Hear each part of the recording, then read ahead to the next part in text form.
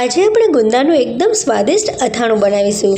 તો આ અથાણું તમે રોટલી, ભાખરી, પરોઠા કે પછી રોટલા સાથે ખાઈ શકો।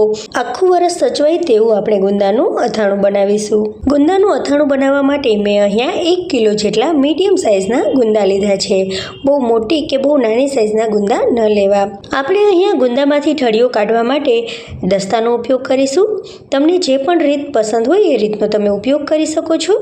અહીંયા આ રીતે દસ્તો મારીશું તો ગુંદામાં એક ચીરો પડી જશે અને આપણે ચમચીની મદદથી ગુંદાના ઠળિયાને કાઢી નાખીશું। ખૂબ જ સરળતાથી ગુંદાનો જે ઠળિયો છે એ નીકળી જશે। તો આપણે હવે તેમાં થોડુંક મીઠું નાખીશું। મીઠું નાખવાથી તેમાં રહેલી ચીકાશ મીઠા સાથે ચોંટી અને તરત જ બહાર નીકળી જશે। તો આપણે એમાં થોડુંક ચપટી જેટલું મીઠું નાખીશું। હવે આંગળીની મદદથી આપણે મીઠાને ગુંદાની અંદર ફેલાવી દઈશું। મીઠાની સાથે બધી જ ચીકાશ છે તે આ રીતે બહાર નીકળી જશે। તો આ પ્રોસેસ આપણે બધા ગુંદાની સાથે કરવાની છે। બધા જ ગુંદામાંથી ચીકાશ કાઢી અને ગુંદા મેં તૈયાર કરી લીધા છે। તો હવે ગુંદાનું અથાણું બનાવવા માટે આપણે તેનો મસાલો તૈયાર કરીએ। બજારમાં પણ તેનો તૈયાર મસાલો મળે જ છે, પણ ઘરે બનાવવાથી આપણે જો ગુંદાનું અથાણું છે તે એકદમ સ્વાદિષ્ટ બનશે। અહીંયા 200 ગ્રામ જેટલા મેં રાઈના કોરિયા લીધા છે, તેને મિક્સરમાં મેં થોડાક ક્રશ કરી લીધા છે। 50 ગ્રામ મેં અહીંયા મેથીના કોરિયા લીધા છે। 2 થી 3 ચમચી જેટલી મેં વરિયાળી લીધી છે, તેને પણ મેં થોડીક આખી પાખી ખાંડી લીધી છે। 2 ચમચી આપણે અહીંયા હિંગ નાખી છે। હવે તેલને આપણે એકદમ ગરમ થવા દેવાનું છે। થોડુંક તેલ ઠંડુ પડે પછી આપણે મસાલા ઉપર નાખી દેવાનું છે। તેલ આપણે મસાલા ઉપર નાખી દીધું છે। હવે તેલને આપણે સરસ રીતે મસાલાની સાથે મિક્સ કરી દઈશું। આ રીતે જ્યારે આપણે મિક્સ કરીએ ને ત્યારે તેમાંથી વરિયાળીની સરસ મજાની સુગંધ પણ આવે છે। તો મસાલામાં આપણે ગરમ તેલ નાખ્યું છે, તેને લીધે મસાલો ગરમ છે, તો તેને થોડીવાર માટે એકદમ ઠંડો થવા દઈએ।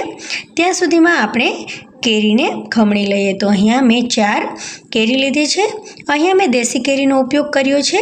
તમે અહીંયા કોઈ પણ કેરીનો ઉપયોગ કરી શકો। કેસર કેરીનો પણ ઉપયોગ કરી શકાય અને રાજાપુરી કેરીનો પણ ઉપયોગ કરી શકાય। હવે અહીંયા બધી જ કેરી છે તે ખમણી અને મેં તૈયાર કરી લીધી છે। તેમાં આપણે થોડુંક મીઠું નાખી દઈશું, 1 થી 1.5 ચમચી જેટલું, અને અડધી ચમચી તેમાં હળદર મિક્સ કરી દઈશું। ખમણને મીઠા અને હળદર સાથે સરસ રીતે આપણે મિક્સ કરી દેવાનું છે, જેમાંથી ખમણમાંથી વધારાનું પાણી હોય, કેરીમાં જે વધારાનું પાણી રહેલું હોય તે નીકળી જાય। તો આપણે આ રીતે મિક્સ કરી અને 10 મિનિટ માટે તેને રહેવા દઈશું। 10 મિનિટ થઈ ગઈ છે। હવે કેરીમાંનું પાણી છૂટું પડી ગયું છે, તો તેને આપણે હાથથી દબાવી અને બધું જ પાણી આપણે કાઢી લેવાનું છે। તો અહીંયા કેરીમાંથી પાણી આપણે બધું જ કાઢી લીધું છે। હવે આપણો મસાલો પણ એકદમ સરસ મજાનો ઠંડો થઈ ગયો છે। તેમાં આપણે હવે 2 થી 3 ચમચી જેટલું કાશ્મીરી લાલ મરચું પાવડર નાખીશું। 1.5 થી 2 ચમચી આપણે તેમાં મીઠું નાખીશું। મીઠાને મેં અહીંયા પહેલેથી જ થોડુંક ગરમ કરી લીધું હતું, જેથી તેમાં રહેલું ભેજ નીકળી જાય, અને આપણે જે કેરીનું ખમણ છે તે પણ મેં નાખી દીધું છે। હવે બધી વસ્તુઓને આપણે સરસ રીતે મિક્સ કરી લેવાની છે।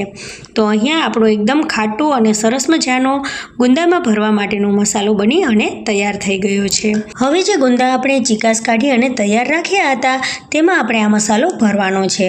તો બધા જ ગુંદામાં આપણે આ રીતે દાબી અને જેટલો મસાલો સમાય તેટલો મસાલો ભરવાનો છે। આપણે અહીંયા મીઠાનું પ્રમાણ થોડુંક વધારે રાખવાનું છે। કોઈ પણ અથાણા બનાવીએ તો મીઠાનું પ્રમાણ વધારે રાખવાથી અથાણું બગડતું નથી। મીઠું અને હળદર પ્રિઝર્વેટિવ તરીકે કામ કરે છે। તો અહીંયા આપણે બધા જ ગુંદામાં આ રીતે મસાલો દાબી અને ભરી લેવાનો છે। તો અહીંયા બધા જ ગુંદા મેં મસાલાથી ભરી અને તૈયાર કરીને રાખી દીધા છે। આ અથાણું ખાવામાં ખૂબ જ સ્વાદિષ્ટ લાગે છે। ભાખરી, રોટલા, રોટલી કે પછી પરોઠા સાથે પણ ખાઈ શકાય। તો અહીંયા ગુંદા બધા તૈયાર થઈ ગયા છે અને થોડોક મસાલો વધ્યો છે, તો એ મસાલાને આપણે આ રીતે ઉપર રાખી દઈશું। દાબીને આ રીતે ગુંદા સાથે મિક્સ કરી દઈશું, જેથી ગુંદામાં પણ મસાલાનો સ્વાદ બેસી જાય। તો અહીંયા આ રીતે આપણે ગુંદાને દાબી અને 7 થી 8 કલાક માટે રાખવાના છે। તો અહીંયા મેં એક વાસણથી તેને ઢાંકી દીધું છે।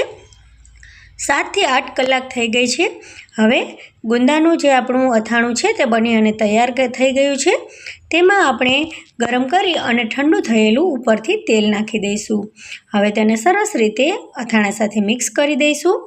તેલ વધારે નાખવાથી ગુંદા છે તે બગડતા નથી, આખું વરસ એવાને એવા જ રહે છે. તેલ અને મીઠાનું પ્રમાણ થોડું વધારે રાખવાથી ગુંદાનું અથાણું ક્યારેય નહીં બગડે. તો અહીંયા આપણું ગુંદાનું અથાણું બની અને તૈયાર થઈ ગયું છે. સરસ મજાની સાફ કરેલી બરણીમાં આપણે આ રીતે ગુંદાનું અથાણું ભરી દઈશું. ગુંદાનું અથાણું ભરી અને બધા જ ગુંદા ડૂબી જાય તે રીતે આપણે ઉપરથી તેમાં તેલ નાખી દઈશું, જેથી બધા જ ગુંદા છે તે તેલમાં ડૂબેલા રહે અને અથાણું બિલકુલ પણ બગડે નહીં. જ્યારે પણ અથાણું કાઢીએ ને ત્યારે તેલ નહીં લેવાનું, ફક્ત ગુંદા જ લેવાના અને તેલ હંમેશા ઉપરની બાજુ રહે અને ગુંદા તેમાં ડૂબેલા રહે તે ખાસ જોવાનું. તેથી ગુંદા છે તે આખું વરસ એવાને એવા જ રહેશે અને બિલકુલ પણ બગડશે નહીં. 5 થી 7 દિવસ થઈ ગયા છે અને આપણું ગુંદાનું અથાણું બની અને તૈયાર થઈ ગયું છે. મિત્રો, તમને જો મારા ગુંદાના અથાણાની રેસીપી ગમી હોય તો મારી ચેનલને લાઇક, શેર અને સબસ્ક્રાઈબ જરૂરથી કરજો.